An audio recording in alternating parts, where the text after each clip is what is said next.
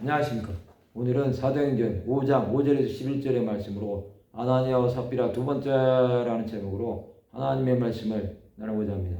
본 말씀은 아나니아가 이 말을 듣고 엎드려져 혼이 떠나니 이 일을 듣는 사람이 다 크게 두려워하더라. 젊은 사람들이 일어나 시신을 싸서 메고 나가 장사하니라.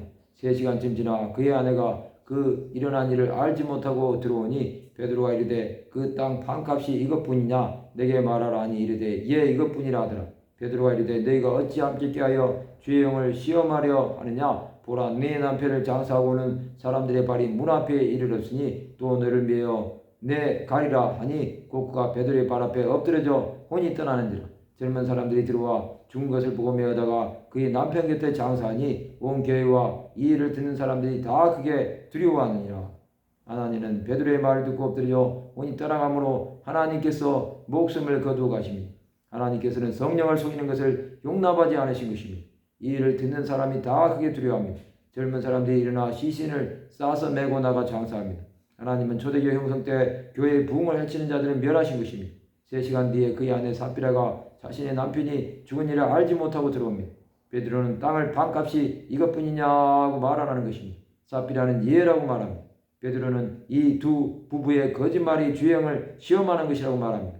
이제 아나니아를 장사하고 오는 사람이 삽비라도 장사하기 위해 오는 것입니다. 그도 하나님의 지심을 받아 혼이 떠남으로 죽게 되는 것입니다. 아나니아와 삽비라는 성령을 속임으로 멸망을 당한 것입니다. 온 교회와 이 일을 듣는 사람들이 다 크게 두려워한 것입니다. 초대교회는 이런 일이 있음으로 인해 더욱 하나님을 경외하게 되었습니다. 초대교회는 재산과 소유를 팔아 나누는 공동체였습니다. 그러나 사탄은 초대교회의 부흥을 막기 위해 아나니아와 삽비라를 쓴 것입니다. 그들의 거짓된 마음을 하나님께서 치신 것입니다. 성도들은 이제 하나님의 뜻이 무엇인지 깨달은 것입니다. 그것은 하나님보다 재물을 앞세우지 말라는 것입니다.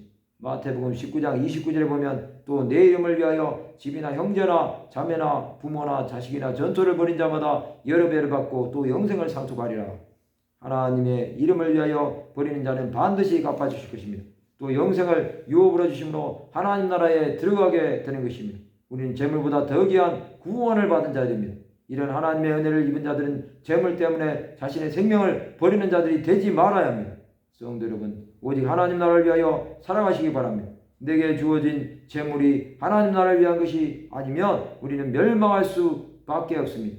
우리가 이 땅에서 평안하게 사는 것은 하나님 나라를 전파하라는 사명인 줄 알아야 합니다. 또 그렇게 살아갈 때 우리에게 주어진 재물이 하나님의 뜻을 이루는 재물인 줄도 알아야 합니다. 말씀을 마치고자 합니다. 오직 하나님 나라를 위하여 재물을 드리는 하나님의 백성들이 되시기를 주님의 이름으로 축원합니다.